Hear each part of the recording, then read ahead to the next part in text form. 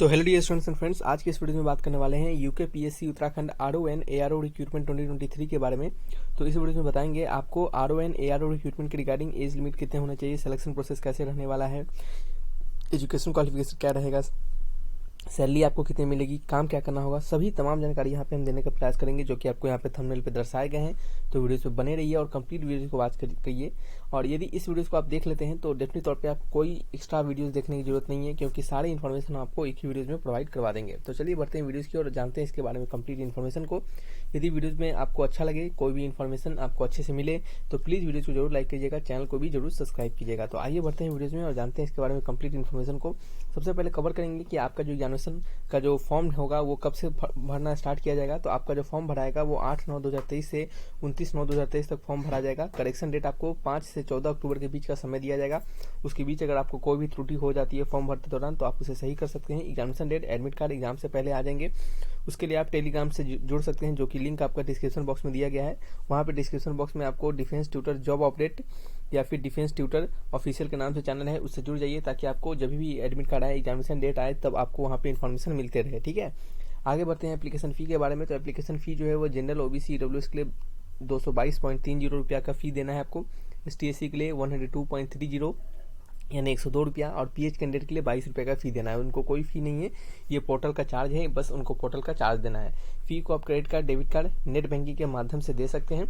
बात कर लेते हैं अब यहाँ पे स्टूडेंट्स आगे आपके जो एज लिमिट है उसके बारे में। आपका जो एज लिमिट है वो 1/7/2023 से काउंट किया जाएगा, जिसमें कि आपका मिनिमम एज 21 होना चाहिए, मैक्सिमम एज 42 ईयर का होना चाहिए। इसके बीच में यदि एज है आपका तो फॉर्म भरने के लिए आप एलिजिबल हैं। जो एज रिलैक्सेशन मिलते हैं गवर्नमेंट रूल्स के अनुसार वो यहाँ पे भी दिए जाएंगे। दो प्रकार के पोस्ट है स्टूडेंट्स, हमने आपको पहले ही बताया है। रिव्यू ऑफिसर जिसे कि हम आरओ कहते हैं, जिसके रिगार्डिंग 69 पोस्ट है, और दूसरा है एआरओ जो कि आपका असिस्टेंट रिव्यू ऑफिसर है, जो कि आपका 68 पोस्ट है। दोनों के रिगार्डिंग लगभग सेम प्रकार का एजुकेशन क्वालिफिकेशन रखा गया है।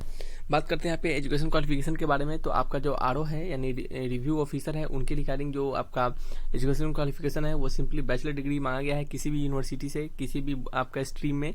आपको साथ ही साथ उसके बाद आपको हिंदी टाइपिंग 400 की डिप्रेशन का आना चाहिए, फिर इंग्लिश टाइपिंग भी आपको 8000 की डिप्रेशन का आना चाहिए, और कंप्यूटर का नॉलेज होना चाहिए, जैसे कि Windows, internet explorer, MS office, MS word जितने होते हैं उन सारे चीज़ें का आपका नॉलेज होना चाहिए। ठीक है, और ये क्या है, इसके रिगार्डिंग सभी जितने भी आपको लिखे गए हैं सारे चीज़ आपको आना चाहिए, सभी चीज़ वहाँ पे कंपलसरी रखा गया है। यानी आपके एजुकेशन क्वालिफिकेशन में तमाम जितने चीज़ लिखी गई है वो सारे चीज़ इंक्लूडेड है। ठीक है, इसके लिए भी वही है, बैचलर डिग्री पास होना चाहिए, हिंदी का टाइपिंग आना चाहिए 4000 की डिप्रेशन का, इंग्लिश का 9000 की डिप्रेशन का, और कंप्यूटर का नॉलेज होना चाहिए। ठीक है, ये सभी चीज़ क्या है, एजुकेशन क्वालिफिकेशन के रिगार्डिंग हो गया। बात करते हैं यहाँ पे आपका जो सेंटर पड़ेगा एग्जामिनेशन का, वो कहाँ पे पड़ेगा, वो आपको उत्तराखंड के ही अलग अलग डिस्ट्रिक्ट में, जैसे कि अल्मोड़ा हो गया, चंपावत हो गया, पिथौरगढ़ हो गया, हल्द्वानी हो गया, ऋषिकेश हो गया, रुड़की हो गया। ठीक है, ये सभी क्या होंगे आपके इसके उत्तराखंड के डिफरेंट डिस्ट्रिक्ट हैं, इसी में आपका सेंटर पड़ने वाला है। बात करते हैं आपका ऑफिशियल नोटिफिकेशन के बारे में। तो ये आपका ऑफिशियल नोटिफिकेशन जारी किया गया है उत्तराखंड लोक सेवा आयोग के द्वारा।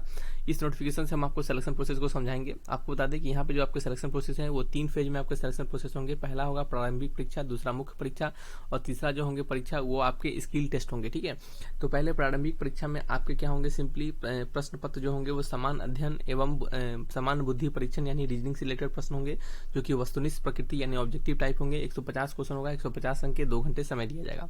जो भी स्टूडेंट्स प्रारंभिक परीक्षा को निकाल लेंगे उनका क्या होगा, मुख्य परीक्षा लिया जाएगा। मुख्य परीक्षा में आपका तीन पेपर होंगे, पहला सामान्य अध्ययन, दूसरा हिंदी संरचना, तीसरा निबंध।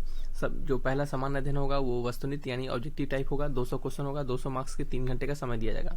दूसरा हिंदी संरचना है वो परंपरागत प्रकृति का होगा, यानी आपको वहाँ पे लिखना पड़ेगा, ये सब्जेक्टिव टाइप का होगा, और निबंध भी सब्जेक्टिव टाइप होगा।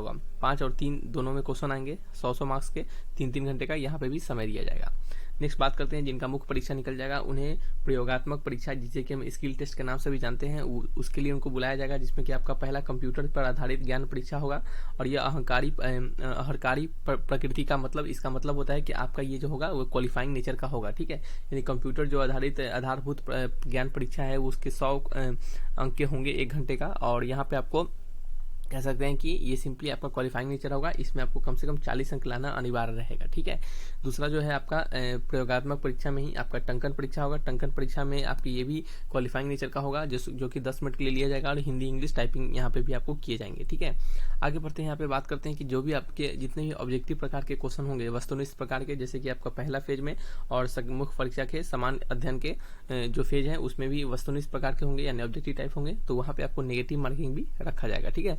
ये नेगेटिव मार्किंग 1/3 या फिर 1/4, यहाँ पे आपका 1/4 रखा जा रहा है, ठीक है, यानी 0.25 मार्क्स आपको गलत पे डिडक्ट कर दिए जाएंगे, ठीक है। तो ये क्या है आपके सिलेक्शन प्रोसेस हो गए। तो शायद ये आपको सभी कुछ समझ में आया होगा अच्छे से। अब हम बात करते हैं सैलरी स्ट्रक्चर के बारे में। आपको जो सैलरी मिलेगा, पहला जो है समीक्षा अधिकारी जिसे कि हम आरओ कहते हैं, उनके रिगार्डिंग आपका जो सैलरी मिलेगा वो 47,600 से लेकर 1,51,000 के बीच में आपको सैलरी दिया जाएगा, जो कि स्टार्टिंग सैलरी ही आपका कितना 60 प्लस रहने वाला है, क्योंकि इसके साथ साथ पहला जो है 47,600 ये बेसिक पे होता है, इसमें आपके अदर अलाउंसेस भी जुड़ जाते हैं। नेक्स्ट बात कर लेते हैं आपका असिस्टेंट समीक्षा अधिकारी के रिगार्डिंग। इसके रिगार्डिंग आपका क्या है, इसके रिगार्डिंग आपका जो वेतन मिलेगा वो 44,900 से लेकर 1,42,400 के बीच में मिलेगा, और इसके भी रिगार्डिंग आपका जो सैलरी स्टार्टिंग का होगा वो 55 प्लस ही रहने वाला है, ठीक है। चलिए, तो ये क्या होंगे, इन दोनों पोस्ट के रिगार्डिंग आपका सैलरी स्ट्रक्चर अच्छे से समझ में आ गया होगा। बात करते हैं यहाँ पे अब हम काम के बारे में। तो आपका यदि आपका आरओ पे चयन होता है, आरओ पे के रिगार्डिंग सिलेक्शन होता है, तो आपको क्या करना पड़ेगा, आपको जो भी विभाग में वहाँ पे सिलेक्शन होगा, जैसे कि हम बात करते हैं विभाग, देखिए जैसे कि आपका पहला जो आरओ है उसका विभाग उत्तराखंड सचिवालय है, फिर आपका राजस्व परिषद है, फिर आपका उत्तराखंड लोक सेवा आयोग है, ये सभी विभाग में आपका नौकरी लगेगा। तो इसमें आपको जितने भी डायरी होंगे, रिलेटेड डॉक्यूमेंट्स होंगे, उनको प्रिपेयर करना पड़ेगा। जो भी आपके डिमांड लेटर होंगे, आपको पेंडिंग फाइल रिकॉर्ड होगा, उन सभी को आपको क्या करना पड़ेगा, अच्छे से देखभाल करना पड़ेगा, मेंटेन करना पड़ेगा। फिर आपका काम रहेगा आपका टाइम से क्या करना, आपका differentiating and comparing fresh copies, आपको नया कॉपीज बनाना किसी भी डॉक्यूमेंट्स का। फिर आपको manual document related particular document किसी भी सेक्शन से रिलेटेड आपको उसको मेंटेन करना, उसको संभालना, उससे रिलेटेड उस पर काम करना, ठीक है। नेक्स्ट फिर अब बात कर लेते हैं अगर असिस्टेंट रिव्यू ऑफिसर का, उनका भी काम यही डॉक्यूमेंट से रिलेटेड ही रहेगा। अगर आपको असिस्टेंट रिव्यू ऑफिसर को टाइपिंग भी करना पड़ सकता है, क्योंकि यदि आपके टाइपिस्ट नहीं रहे तो वहाँ पे आपको टाइपिंग भी करना पड़ सकता है, आपको मॉनिटर करना पड़ सकता है डॉक्यूमेंट्स को, आपको नया कॉपी प्रिपेयर करना पड़ सकता है। फिर साथ ही साथ असिस्टेंट रिव्यू ऑफिसर को असिस्ट भी करना पड़ सकता है, यानी उनको असिस्ट करना पड़ेगा। रिव्यू ऑफिसर को किस चीज़ में असिस्ट करना पड़ेगा, तो उनको असिस्ट करना मतलब मदद करना पड़ेगा मैनेजिंग करने के लिए, डॉक्यूमेंट सब ये सभी चीज़ को मैनेज करने के लिए उनको असिस्ट करना पड़ सकता है। तो सिंपल सा यहाँ पे काम है आपका, सब कागज पत्र रिलेटेड ही काम है, कोई ज़्यादा हाई लेवल का कुछ काम नहीं है, ठीक है। और एक और देख लीजिए लास्ट में, maintaining waiting registration and presenting the waiting file. Simple बात है, वही आपका फाइल को अच्छे से रखना, संभालना, उसको सभी फाइल को सही तरीके से रखना, किसी काम पे उस फाइल को देना आपके ऑफिसर्स को, और आपके एआरओ का काम हो जाएगा मेंटेन करना और टाइपिंग करना, ये सभी चीज़ होंगे। तो शायद आपको सभी काम भी समझ में आया होगा उनका क्या काम है। तो रखते हैं इस वीडियो को यहीं पे, मिलेंगे नेक्स्ट वीडियो में। यदि फिर भी किसी प्रकार का कोई डाउट हो यदि आपको, तो हमसे आप कमेंट बॉक्स में लिखकर पूछ सकते हैं। तो थैंक्स फॉर वॉचिंग, तब तक के लिए धन्यवाद। वीडियोज़ को शेयर कीजिए दोस्तों में, चैनल को जरूर सब्सक्राइब कीजिएगा और वीडियोज़ को जरूर लाइक कीजिएगा। Thanks for watching.